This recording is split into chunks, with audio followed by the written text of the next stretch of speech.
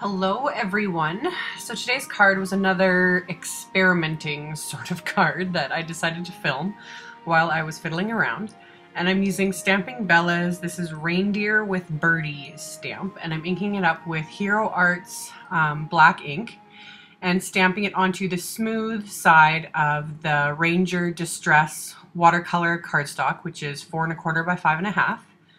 So make sure to stamp it really well onto the smooth side of that, and then I'm going to tape it down to my little Epicurean cutting board with some painter's tape. I haven't done any watercoloring in a while other than that poinsettia card that I posted not too long ago. But yeah, when I was on my crazy watercoloring kick, I had shown this little cutting board. I got mine from Lee Valley. You can also get them from Amazon.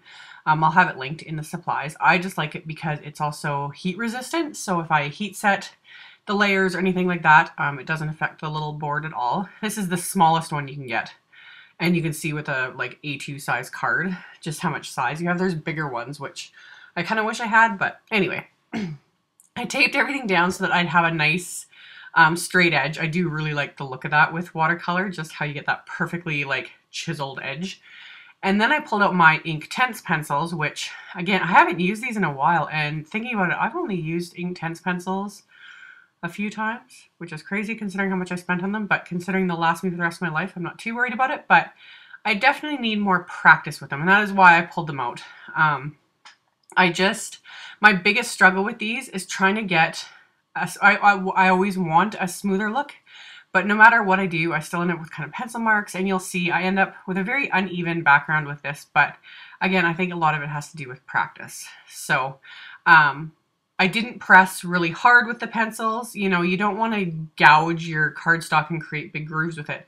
But even without pressing that hard, I still kind of had marks going on. And like I said, it needs practice. So I used 2 different shades of blue and did the whole background first because the background is the most difficult part, at least for me.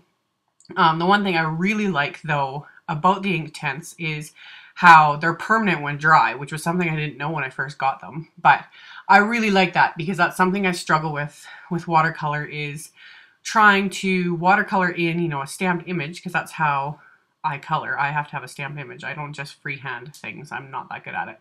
But I don't like how you have to be really, really careful. You know, things will bleed into each other. It's finicky, which I don't mind to a degree, but at times it can be really frustrating. And this is actually the second time I did this card, because I used a different form of watercolor the first time, and I wasn't spending enough time with it, and I ended up making a huge mess, and things were bleeding into each other, and it was so frustrating. And then I ended up accidentally ripping it anyway. So my whole motto of, you know, just go with it, come back to it later, whatever, which I was going to do, but then I accidentally ripped it.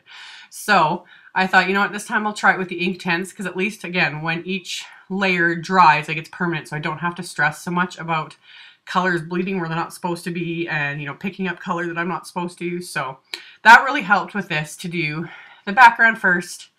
And yeah, it was kind of blotchy and uneven, but again, that's where practice just kind of takes effect. And then I used a really, really dark brown for the tree. I'm sorry, I didn't write down the colors. I think this one was bark, but I didn't write down the colors as I was doing it. I was just kind of grabbing colors based on my little swatches that I thought would look nice. And then I know with the background I started with 2 different colors of blue and ended up adding a third just because I could.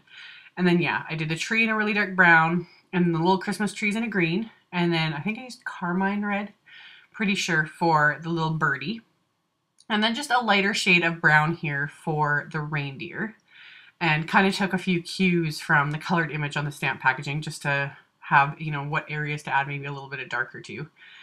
That's something, again, that I can practice with, but at this point I just wanted to get this done. But the nice thing is this, when it does, if you let the layers dry, then you could go in with, you know, add some darker colors and some shading and even some pattern if you wanted to, different things.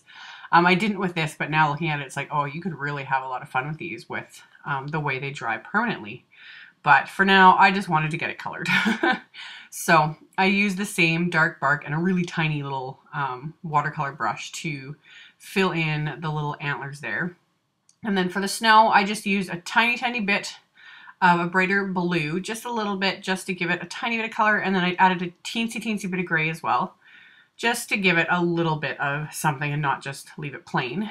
And then once it was all dry, I'm going to peel off the tape With painter's tape, it works the best if you peel it off at a really good angle so that it doesn't pick up the paper and tear it.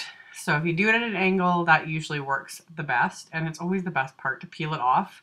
And you've got that like perfect straight edge, and it just looks better in my opinion. So I could have left it as is, but I wanted to trim it down a little bit. So I just used my paper trimmer to trim it down and still leave a good white border around it. I just kind of eyeballed the trimming. I didn't like trim it down to a specific size or anything like that. So got it trimmed. And then in the stamped image, there's all these little like snow spots. And I just colored over them. I wasn't gonna bother, you know, coloring around them or masking them off. I thought a second I could have used either rubber cement or liquid Frisket to mask it off, but even that I was like, oh, forget it. Easiest way to deal with that is I've got my Copic opaque white. You could also just use white acrylic paint if you wanted. I just dabbed a little bit of it onto a craft sheet. You don't need very much at all. In fact, that little blob I've got there is more than enough. And then I'm just picking it up with a dotting tool and then just dotting it over all the little snowflakes. And it just kind of helps finish everything off and make it all pop. So let that dry. The little blob on my craft sheet, just wiped it up with a baby wipe and it was good to go.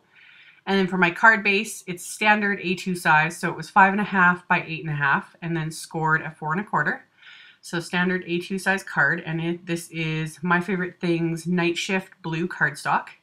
And then I took my Post-it tape and masked off the back of the card. You'll see why in a second here. And then I'm inking up, this is My Favorite Things fine chevron background, and I'm inking it up with the same color blue, the Night Shift blue ink. And then I'm going to stamp that onto my card front, and that's why I masked off that top portion there, because I didn't want to stamp part of the stamp onto the back of the card, and just it would have looked messy and kind of unfinished. So it was much easier to just mask that off. And then once I peel that off, I've just got the pattern on just the front of the card. It's just something subtle. I didn't want a bunch of other things going on with this since I'd spent all the time coloring the image, but it just kind of gave the card front a little bit extra. And then of course, I wanted to finish the edge of this off without adding more layers of cardstock, anything like that. So I actually grabbed my Krylon gold leafing pen and just ran it along the edges of the watercolor cardstock. It didn't turn out perfectly. When you have a brand new one, they work a little bit better. Mine's a little bit old, a little partially dried out. It's kind of messy, but I just went with it. It doesn't need to be perfect. My watercoloring was definitely not perfect either. And I just wanted that fun gold edge. So I went over it several times to give it kind of a thicker gold edge. And then I used a lot of foam tape all around the edge because it didn't warp too much because I had taped it, but it had warped enough. So I wanted it to adhere nice and smooth to the card and still giving it that foam tape. Popped it up a little bit without making things too crazy. You could just adhere it straight down if you wanted to. But I wanted just that little extra bit of dimension. So applied the foam tape and then adhere that to the front of my card. And I thought for a second about adding, you know, some Wink of Stella, some stickle. I could have gone all out if I really wanted to, but I was like, no, for once I will just leave off the glitter.